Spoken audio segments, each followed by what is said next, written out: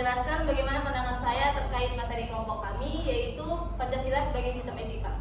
Nah, berbicara mengenai etika, pasti teman-teman semua pasti udah tahu lah ya apa itu etika. Nah, saya akan membahas sedikit etika itu ialah nilai moral dan norma yang menjadi sebuah pedoman bagi suatu individu maupun suatu kelompok dalam melakukan tindakan atau perilaku. Lalu apa hubungan Pancasila dengan etika?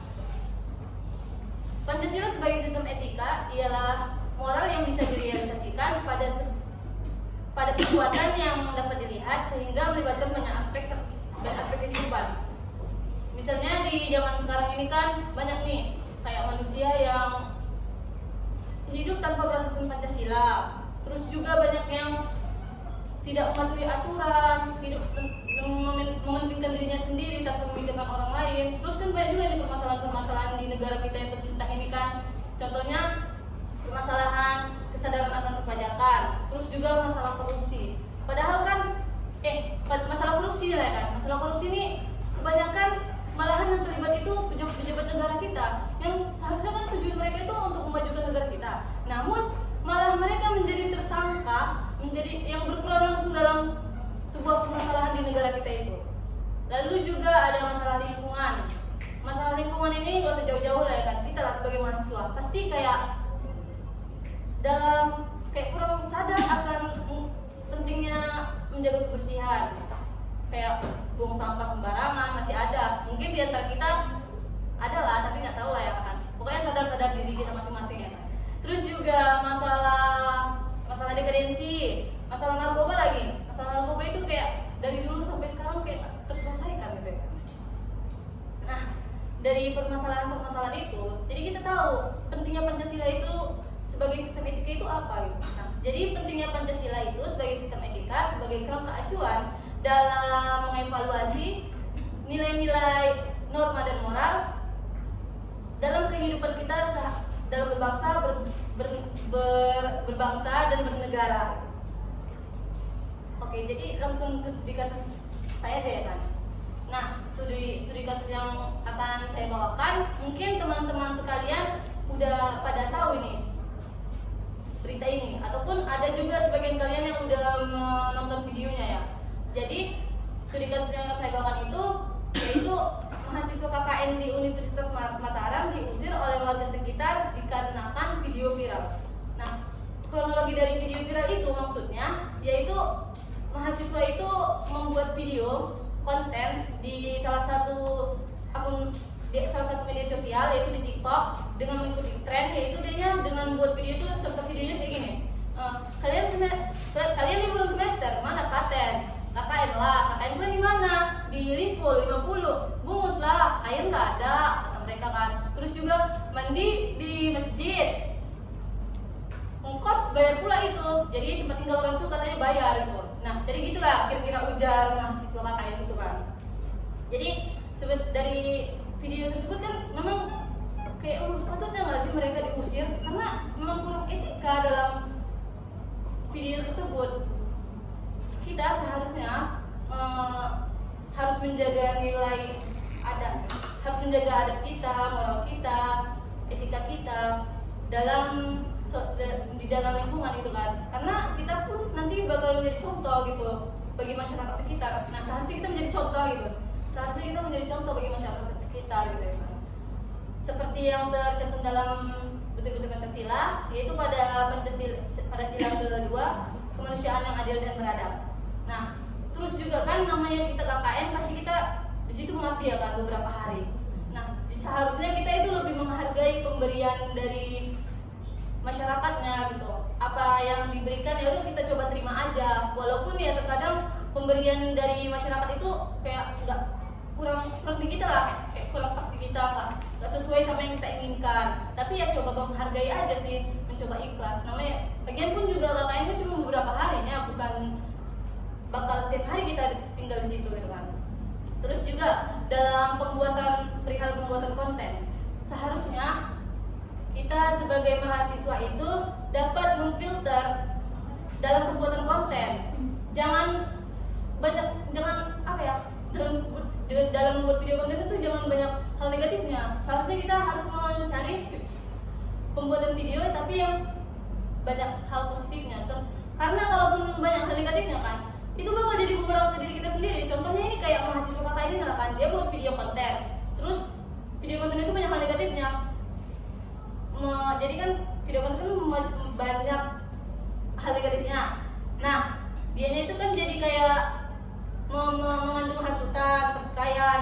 Terus jadi dia kan yang membuat video konten itu jadi kayak diserang sama netizen Indonesia kita kayak kan, diserang, terus juga akhirnya jadi bumerang bagi mereka yang membuat konten itu. Terus juga orang itu diusir sama warga sekitar, kan jadi nggak berguna jadi pembuatan konten itu. Jadi kita sebagai mahasiswa itu seharusnya lebih menghargai, karena ketika kita menghargai orang lain pasti kita akan dihargai juga kok. Terus juga dalam membuat video konten sebaiknya kita memfilter dulu dalam pembuatan video konten, jangan asal-asal mau viral aja. Sekian, wassalamualaikum warahmatullahi wabarakatuh. Assalamualaikum warahmatullahi wabarakatuh. Waalaikumsalam warahmatullahi wabarakatuh. Selamat pagi semuanya. Perkenalkan, saya Nadia Asmi dengan NIM 422111001 dari kelompok 5. Jadi di sini saya akan menerangkan atau hasil resume saya tentang Pancasila sebagai sistem etika. Jadi Pancasila sebagai sistem etika itu gimana sih? Pancasila sebagai sistem etika adalah moral yang bisa direalisasikan dan dapat dilihat sehingga melibatkan banyak sekali aspek kehidupan. Istilah etika sendiri adalah bagian cabang dari falsafah Pancasila yang kemudian dijabarkan melalui kelima sila di dalamnya, seperti ketuhanan, kemanusiaan, persatuan, kerakyatan, serta keadilan, yang merupakan secara spesifik mengatur tentang perilaku kehidupan bermasyarakat dan bernegara. Dapat kita lihat gitu kan, pada saat-saat ini, pada masa-masa sekarang ini banyak sekali warga negara yang sudah tidak berasaskan lagi dengan Pancasila.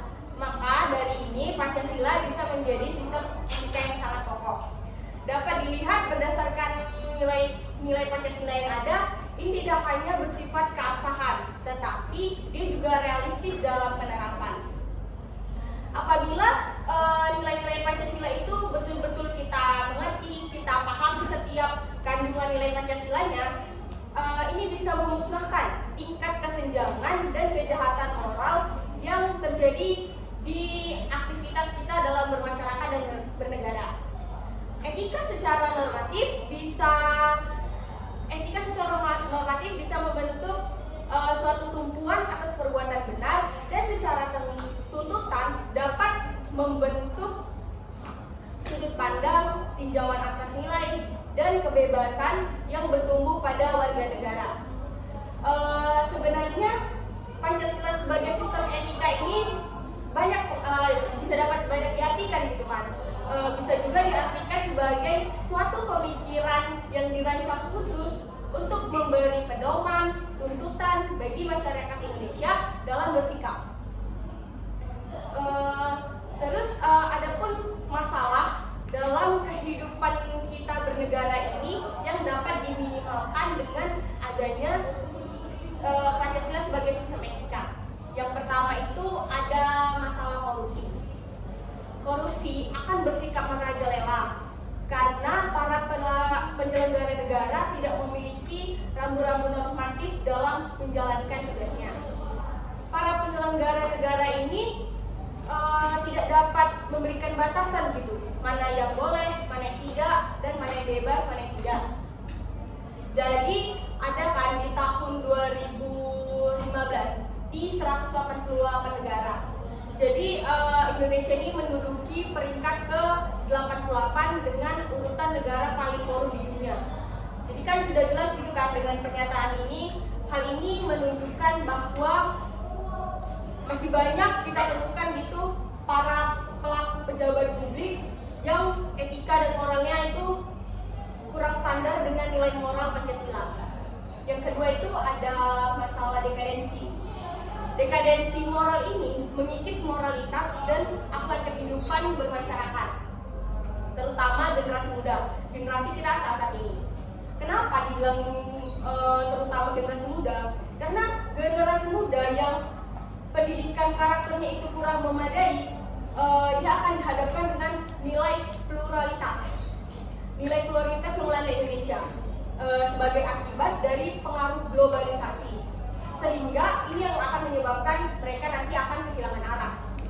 Dekadensi moral ini pun terjadi karena pengaruh globalisasi dari luar tidak sejalan dengan nilai-nilai Pancasila yang ada di Indonesia. Maka dia justru nanti lebih berdominan dari nilai-nilai dari luar gitu kan.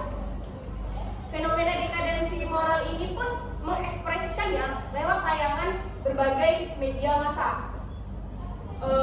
Banyak tontonan yang kurang sopan lah gitu lah ya kan. Banyak kekerasan, pembulian, dan lain sebagainya.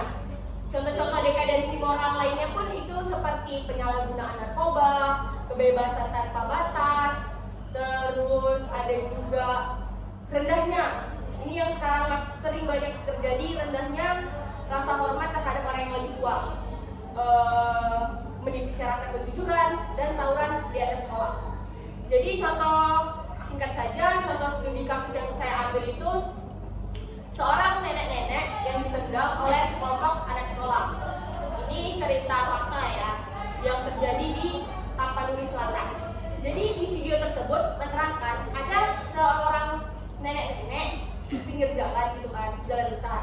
Mungkin nenek itu mengalami gangguan jiwa ya kan. Jadi tidak lama kemudian datang sekelompok anak sekolah gitu menghampirinya. Namun perlakuan mereka itu tidak etis gitu kepada nenek itu. Mereka menjelek-jelekan nenek itu, bercandai nenek itu dengan melakukan tindakan kekerasan, menendang nenek itu. Kemudian mereka lari begitu aja. Jadi dari kasus tersebut dapat dianalisis dari berbagai sudut pandang.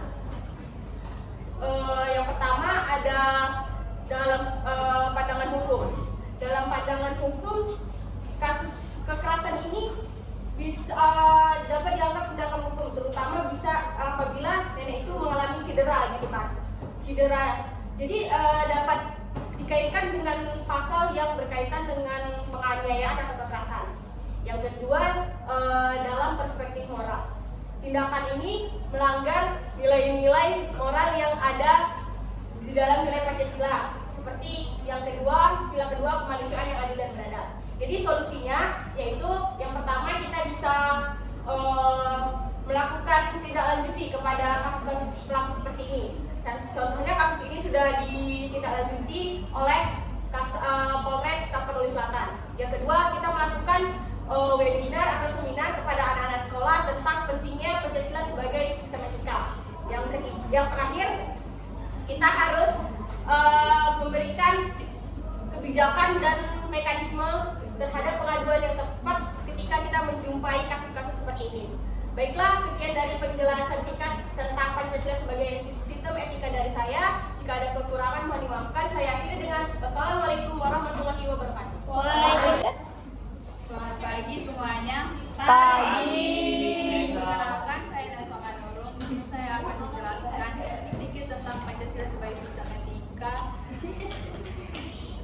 Pancasila sebagai sistem etika. Pancasila sebagai sistem etika ialah moral yang dapat direalisasikan dalam perbuatan di kehidupan sehari-hari.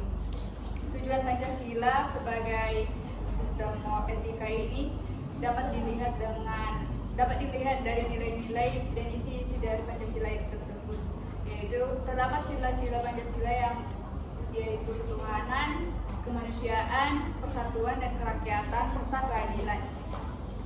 Nah, perlunya Pancasila ini dalam kehidupan berbangsa dan bermasyarakat itu terdapat 3 tujuan. Yang pertama yaitu sebagai landasan etnik Indonesia, yang kedua menentukan pokok-pokok etika, yang ketiga sebagai kerangka acuan dalam mengevaluasi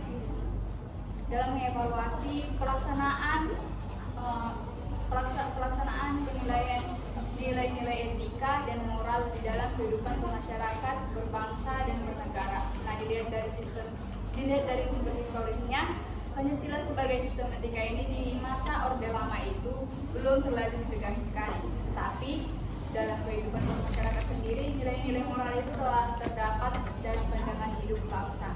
Pada masa Orde Baru, Pancasila telah disosialisasikan sebagai sistem etika dapat kita lihat pada penjabaran butir-butir Pancasila. Nah, pada masa reformasi sendiri, Pancasila sebagai sistem etika ini telah tenggelam karena hidup pikuknya perebutan kekuasaan pada masa itu, sehingga terjerumus pada pelanggaran etika politik. Pada sumber sosiologis Pancasila sebagai sistem etika sendiri dapat kita lihat dari berbagai etnik bangsa Indonesia.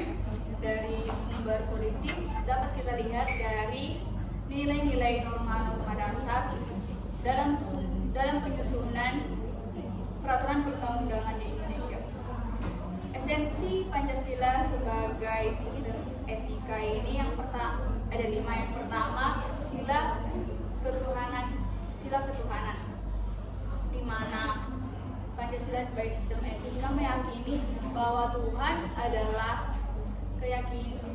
Tuhan merupakan keyakinan dari prinsip-prinsip moral. Yang kedua, hakikat kemanusiaan, di mana hakikat ini terletak pada aktus humanus. Yang ketiga, hakikat persatuan, di mana terletak pada kesediaan untuk hidup bersama sebagai warga negara yang baik, di mana kepentingan berbangsa itu di atas segala kepentingan individu. Yang keempat, hakikat kerakyatan dapat kita lihat atau terletak pada musyawarah untuk mufakat. Yang kelima, hakikat keadilan sosial bagi seluruh rakyat Indonesia. Ini merupakan implementasi atau realisasi dari segala sistem etika yang ada di Indonesia. Etika sendiri merupakan acuan hidup bangsa,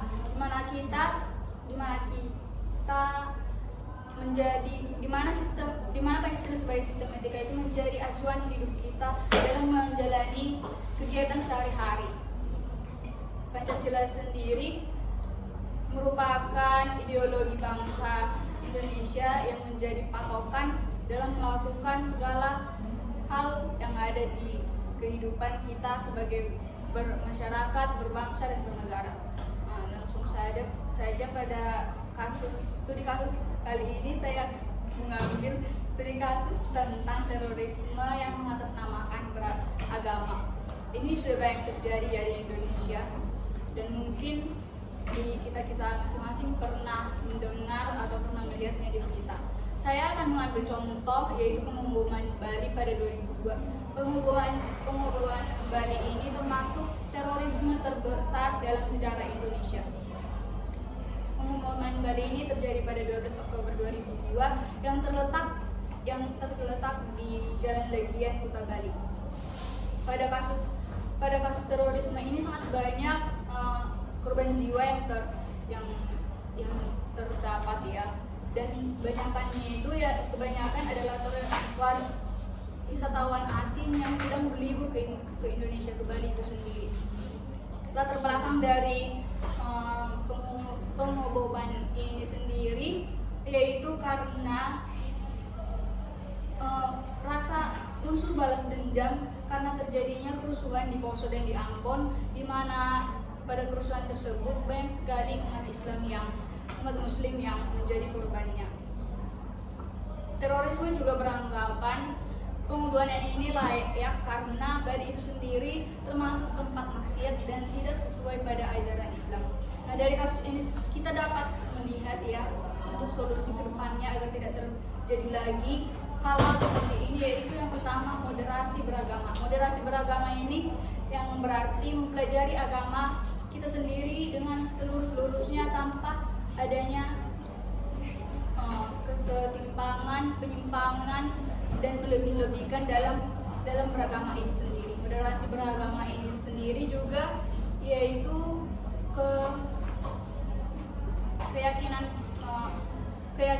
untuk menghargai keyakinan orang lain pada agama yang sendiri, tidak berpacu pada keyakinan agama kita sendiri. Yang kedua yaitu kita dapat merealisasikan dari sila-sila Pancasila sebagai sistem etika, di mana jika kita dapat merealisasikan sila-sila Pancasila sebagai sistem etika sendiri, kita sebagai warga masyarakat dapat hidup rukun tanpa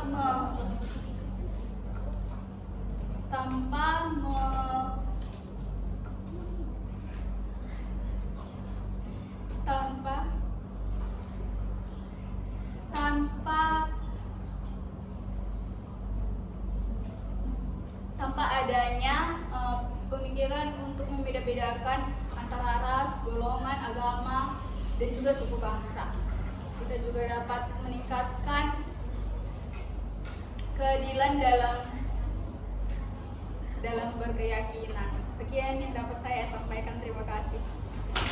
Assalamualaikum warahmatullahi wabarakatuh. Waalaikumsalam warahmatullahi wabarakatuh. Saya Purnama Farida dengan NIM 2111009. Saya akan menjelaskan tentang pendapat saya tentang Pancasila sebagai sistem etika. Etika dari bahasa Yunani yaitu ethos yang berarti watak kesusilaan atau adat. Biasanya sistem etika ini membicarakan tentang sifat baik dan buruk sifat dasar manusia. Nah, Pancasila sebagai sistem etika ini juga sedikit pemikiran untuk mengembangkan pimpinan atau panduan dalam berpikir dan bertindak laku. Pancasila sebagai sistem etika juga ditunjuk untuk mengembangkan moralitas agar dalam setiap individu agar memiliki sikap spiritualitas dalam kehidupan bermasyarakat, berbangsa, dan bernegara. Etika Pancasila merupakan salah satu cabang dari filsafat yang dijabarkan dengan sila-sila Pancasila untuk kehidupan bermasyarakat, berbangsa, dan bernegara. Pada dasarnya bangsa Indonesia telah memiliki nilai-nilai seperti ketuhanan, kemanusiaan, persatuan, kerakyatan, dan keadilan jauh sejak ribuan ratusan tahun yang lalu sebelum Indonesia berdiri. Nilai-nilai etika yang dijabarkan melalui sila-sila Pancasila itu untuk mengatur kehidupan manusia sebagaimana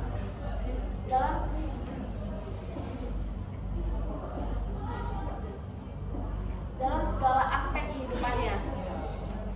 Etika Pancasila juga mencakup nilai moral seperti rasa cinta pada sang pencipta dan sesama, pengendalian diri dan penghargaan terhadap orang lain, serta keadilan merupakan sifat dan karakter yang harus dikembangkan oleh manusia.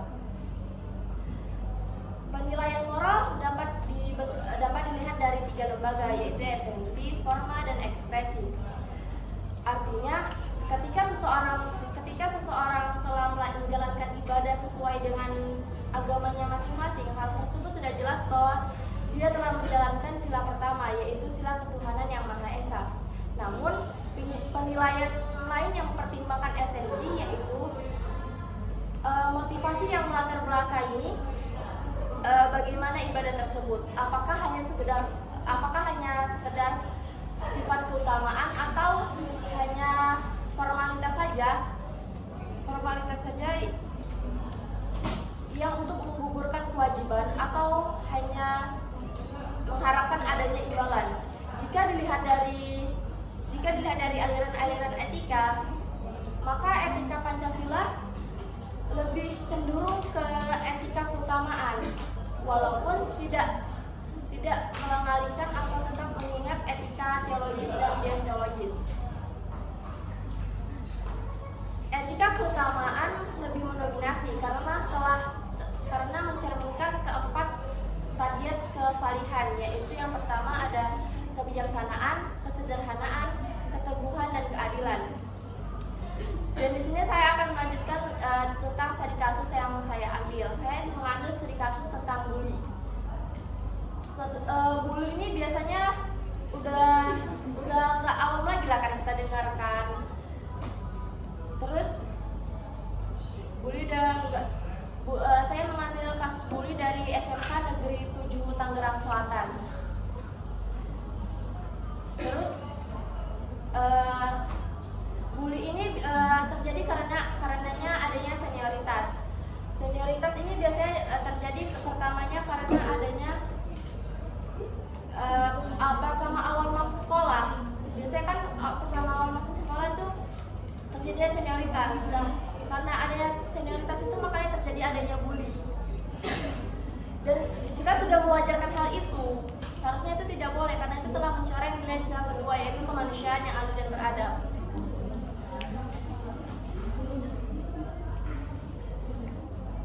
Nah, sini menurut saya bagaimana sih caranya supaya kita menghentikan bully ini? Kita harus mengajak guru, kepala sekolah, orang tua itu untuk agar siswanya itu korban itu dapat dilindungi. Nah, yang lebih efisiennya lagi, kita itu memasukkan materi bully ini ke dalam pembelajaran untuk sebagai tindakan yang positif. Sekian dari saya. Assalamualaikum warahmatullahi wabarakatuh. Waalaikumsalam. Assalamualaikum warahmatullahi wabarakatuh. Waalaikumsalam warahmatullahi wabarakatuh. Perkenalkan, nama saya Nur Hamidah Zega dengan NIM 4223111017. Di sini saya akan membahas pandangan saya tentang Pancasila sebagai sistem etika. Sebagaimana kita tahu, Pancasila dan etika adalah dua hal yang tidak dapat dipisahkan karena keduanya merupakan mengajarkan tentang nilai-nilai yang mengandung kebaikan.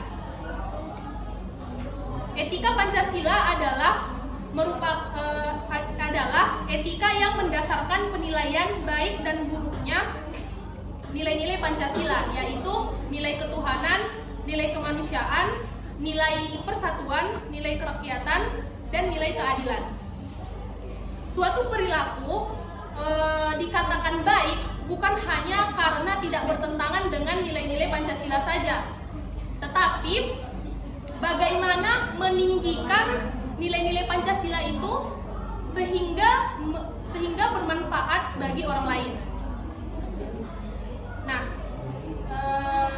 nilai-nilai Pancasila meskipun merupakan kristalisasi nilai dalam kehidupan sosial, keagamaan maupun kebudayaan, tetapi Pancasila juga bersifat universal yang dapat diterima oleh siapapun dan kapanpun.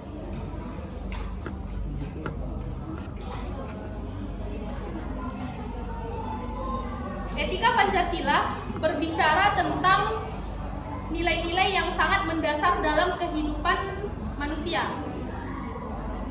Nilai-nilai Pancasila merupakan nilai ideal yang sudah ada dalam cita-cita bangsa Indonesia yang harus direalisasikan dalam kehidupan berbangsa dan bernegara. Nilai-nilai Pancasila itu apabila benar-benar direalisasikan, dihayati, dan diamalkan dalam kehidupan sehari-hari,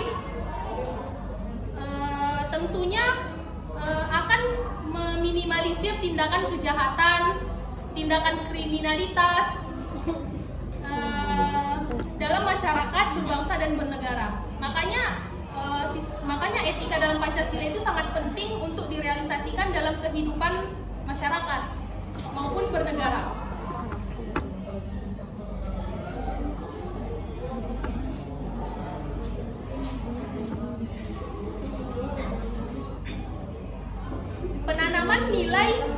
Penanaman nilai tentunya tidak cukup dan memang tidak bisa satu dalam konteks Pancasila, karena Pancasila adalah merupakan suatu kesatuan yang tidak dapat dipisahkan satu dengan yang lain.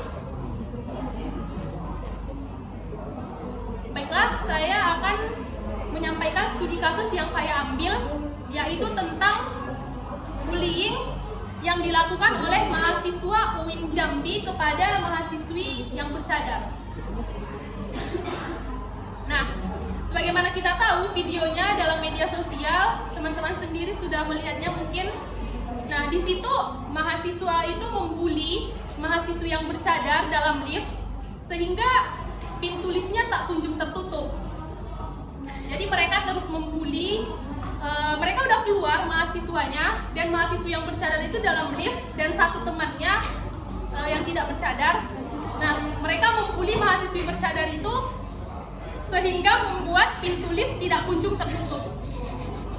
Nah, dari studi kasus yang saya ambil itu dapat kita lihat bahwa minimnya etika dalam anak muda zaman sekarang.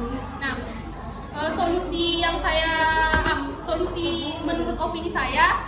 Nah, dalam hal itu dilakukanlah tindakan yang misalnya tindakan intimidasi di sekolah yang melibatkan beberapa komponen, misalnya dari guru, murid, tentunya orang tua, untuk bertujuan meminimalisir tindakan bullying di lingkungan sekolah. Nah, cara lain misalnya memasukkan materi tentang pemahaman bullying di dalam pembelajaran, sehingga membuka pemikiran siswa maupun mahasiswa bahwa bullying tersebut tidak baik dilakukan dan tidak sesuai dengan Pancasila sebagai sistem etika. Nah, misalnya lagi dalam keluarga, pendidikan informal dalam keluarga harus ditingkatkan dan didukung oleh pendidikan formal di sekolah dan pendidikan non formal di masyarakat. Nah, misalnya kalau dalam media, yaitu media memiliki visi dan misi untuk meningkatkan membantu meminimalisir tindak bullying, seperti memasukkan tayangan-tayangan yang bernilai positif bagi anak-anak muda, sehingga anak-anak muda anak-anak muda tidak terpengaruh gitu tentang melakukan bullying terhadap teman sesamanya. Sekian yang dapat saya sampaikan. Kurang dan lebihnya saya mohon maaf. Assalamualaikum warahmatullahi wabarakatuh dan selamat pagi.